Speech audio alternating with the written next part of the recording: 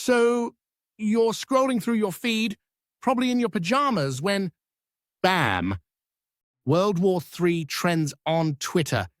Your first thought? Should I buy more toilet paper? Your second thought? Where the heck do I hide?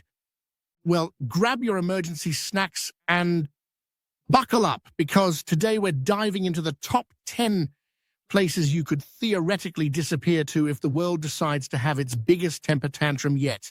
And no, your mum's basement didn't make the cut, though honestly it's probably safer than half these places. But here's the plot twist nobody talks about. Some of the safest places might actually be the worst choices. So before you start Googling cheap flights to nowhere, let's break down where you'd actually want to be when civilization hits the snooze button. Oh, and before we dive deeper into this rabbit hole of global hide and seek, if you're the type of person who enjoys learning about stuff that might actually matter when the world gets spicy, smash that subscribe button. Because let's be real, your algorithm is probably feeding you dance videos when you should be learning survival geography. Help me help you stay informed and entertained. Starting at 10, Iceland, the land of fire, ice, and please don't notice us. Coming in at number 10, we've got Iceland, and no, it's not just because they have the coolest name for their language. This volcanic rock in the North Atlantic has mastered the art of being strategically irrelevant. Think about it. When was the last time Iceland started beef with anyone?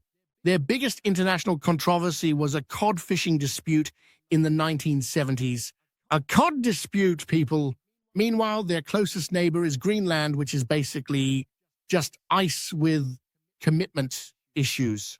Iceland's got renewable energy for days, a population smaller than most American suburbs, and they're sitting pretty on a pile of volcanic activity that says, "Come at me, bro," to any potential invaders. Plus, if things get really bad, you can always warm up in their natural hot springs while contemplating your life choices. But here's the kicker. Iceland imports about 99% of everything that isn't fish or geothermal energy. So sure, you'll be safe, but you'll be eating fermented shark and wondering why you didn't pack more snacks. But wait, because being on a remote island sounds great until you realize you're basically in nature's isolation chamber. So what if you want somewhere with a bit more civilization? Well, buckle up, Buttercup, because our next location will make you question everything you thought you knew about geography. 9. New Zealand, Middle Earth, but make it apocalypse-proof at number 9. We've got New Zealand, the place where billionaires go to play hide and seek with reality. And honestly, they might be onto something. This double island paradise is so far from everything that when the rest of the world is having a meltdown, New Zealand is over here like, wait, something happened? They're literally on the opposite side of the planet from most major conflict zones, which in apocalypse terms is basically winning the lottery. Peter Jackson made these islands look so good that people actually want to walk thousands of miles just to throw jewelry into a volcano. That's some serious marketing right there. But jokes aside, New Zealand has everything you need. Fresh water, agricultural land, renewable energy, and a government that's mastered the art of staying out of everyone else's drama. The Kiwis have a saying, "She'll be right." And honestly, when the world's on fire, that level of chill might just save your life. But here's the reality check. If you're not already a millionaire with a private jet, good luck getting there when everyone else has the same idea. Those billionaire bunkers didn't build themselves, and they certainly didn't build them for you. Speaking of places that are hard to reach, what if I told you there's a location so remote that most people can't even point to it on a map? And yet it might just be the ultimate insurance policy against global chaos. 8. Switzerland, the OAG neutral zone. Number 8 brings us to Switzerland, the country that's been playing neutral so long. They've basically turned it into an art form. While everyone else was picking sides, Switzerland was over here like, We'll just hold your money and make chocolate, thanks. These alpine legends have been staying out of conflict since Napoleon was just a short guy with big dreams. They've got underground bunkers for literally everyone. And I mean everyone. Your neighbor's pet hamster probably has a designated fallout shelter in Switzerland. But here's where it gets spicy. Switzerland isn't neutral because they're peaceful. They're neutral because they're scary. Every bridge, tunnel, and mountain pass is rigged to blow. Their entire country is basically one giant booby trap disguised as a postcard. Try to invade Switzerland, and you'll find out why their army knife has so many tools. They've been preparing for everything. Plus, they've got gold reserves that make dragons jealous and enough stored cheese to feed a small nation. The Swiss don't just survive apocalypses, they profit from them. But before you start learning German and yodeling lessons, remember, Switzerland is expensive enough to make your wallet cry in peacetime. During a global crisis, good luck affording a candy bar. Now, cheese and chocolate sound great, but what if you prefer your survival with a side of kangaroos and deadly wildlife? Because our next location proves that sometimes the best place to hide is somewhere so dangerous nobody else wants to go there. 7. Australia, where everything wants to kill you so nothing else bothers. At number 7, we've got Australia, the continent that looked at evolution and said, make everything venomous. But hear me out, when the world's ending, maybe being surrounded by deadly spiders is actually genius. Australia is like that friend who's completely unhinged, but somehow always survives everything. Nuclear fallout?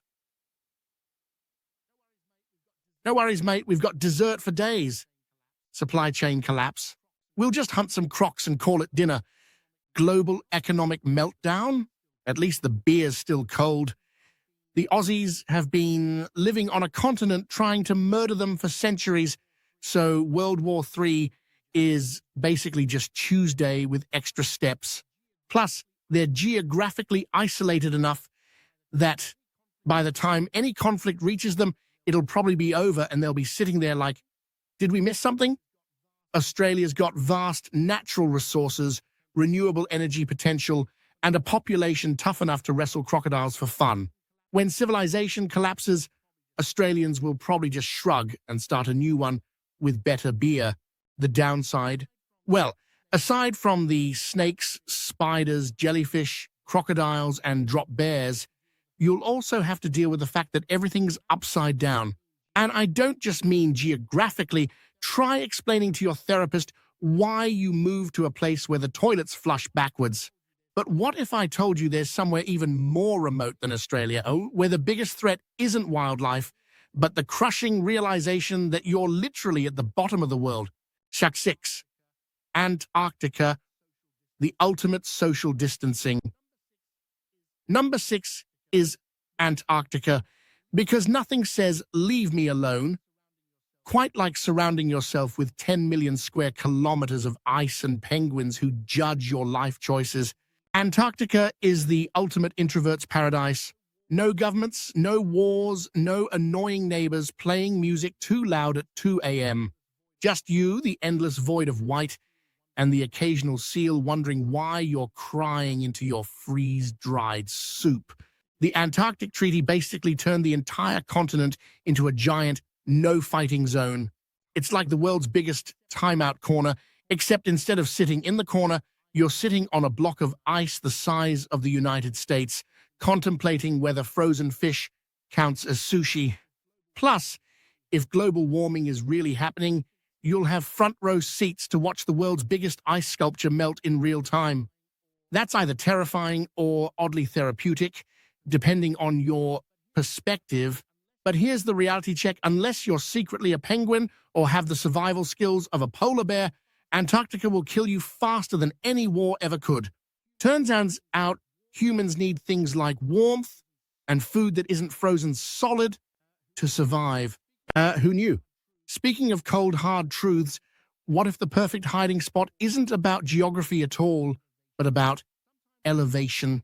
Sometimes the best way to avoid global chaos is to literally rise above it. 5. The Swiss Alps, specifically those secret mountain bunkers.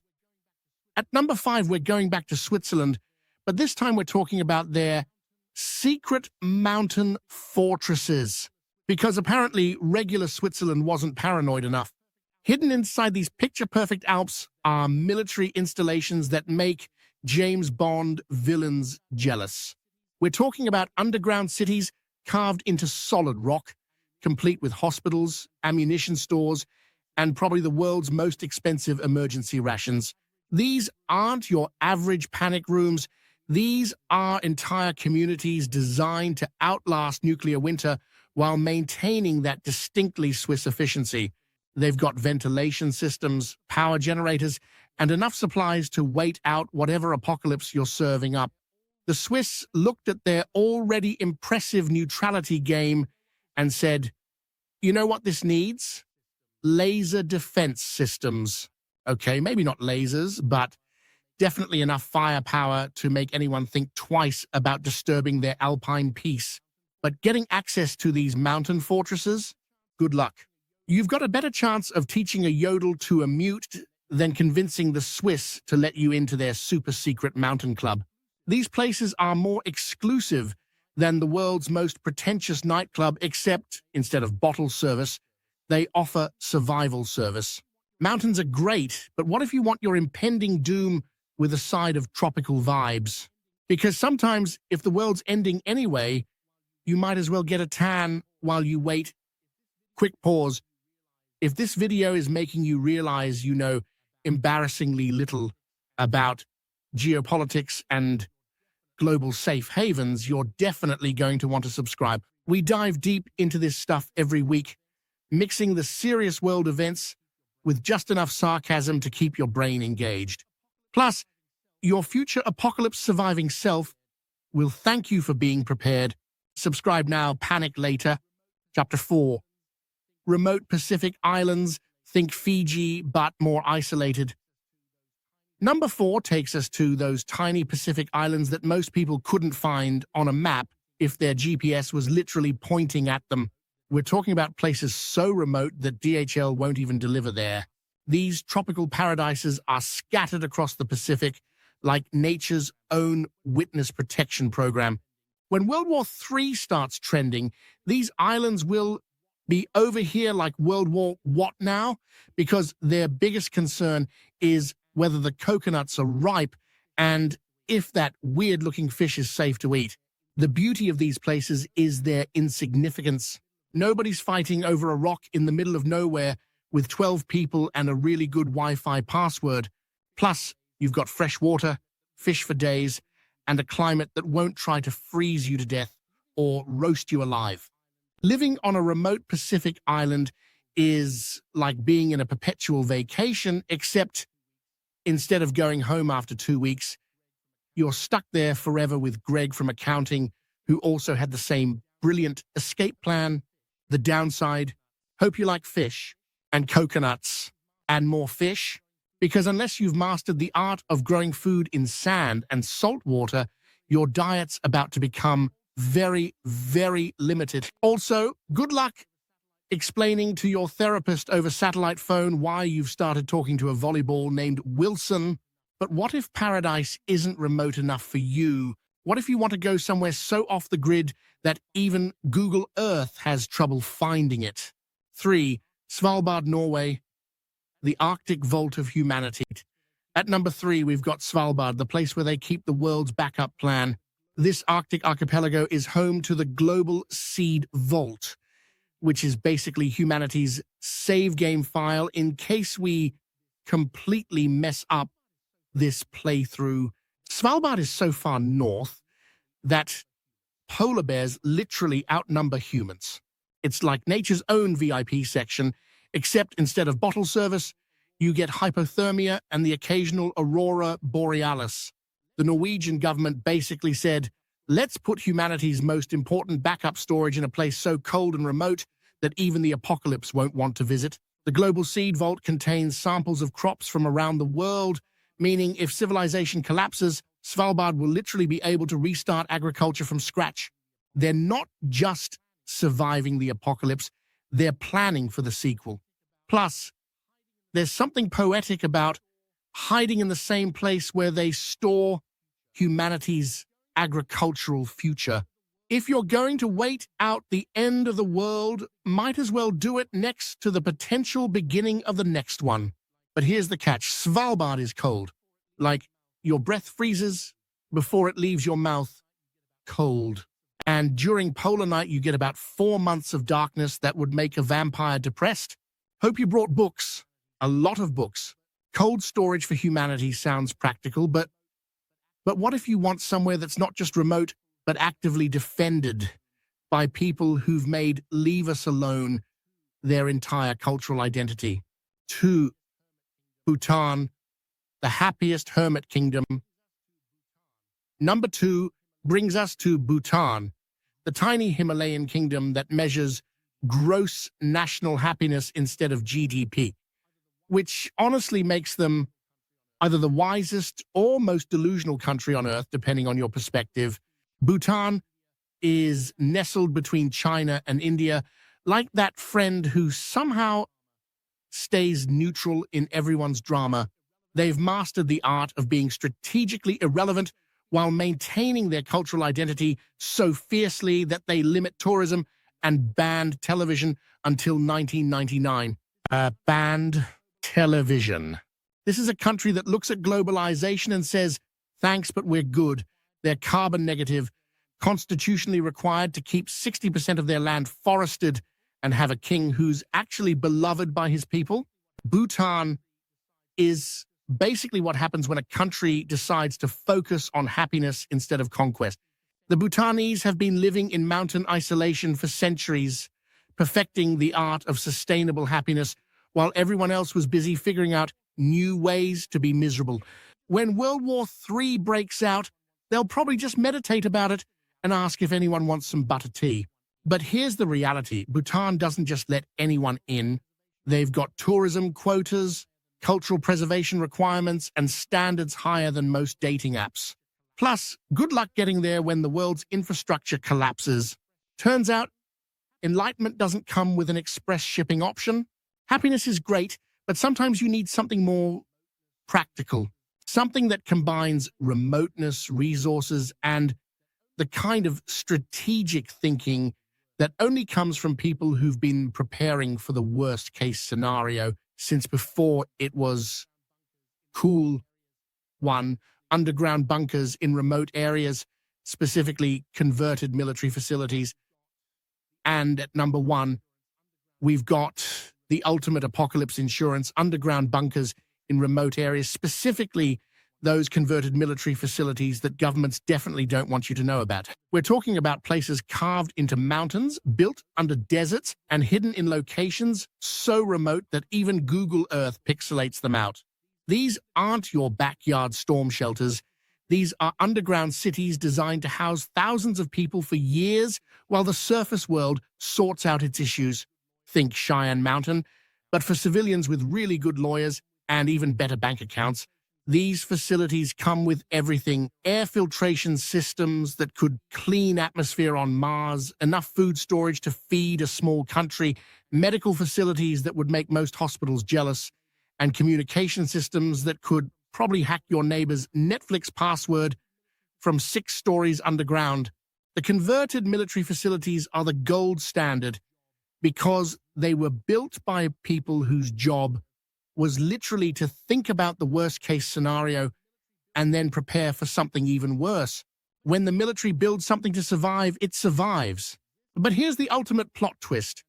These places exist, they're available, and they're probably closer than you think. The question isn't whether you can hide there, it's whether you can afford to. Because turns out surviving the apocalypse in style costs about as much as a small country's GDP. So there you have it, your complete guide to disappearing when the world decides to have its biggest meltdown yet.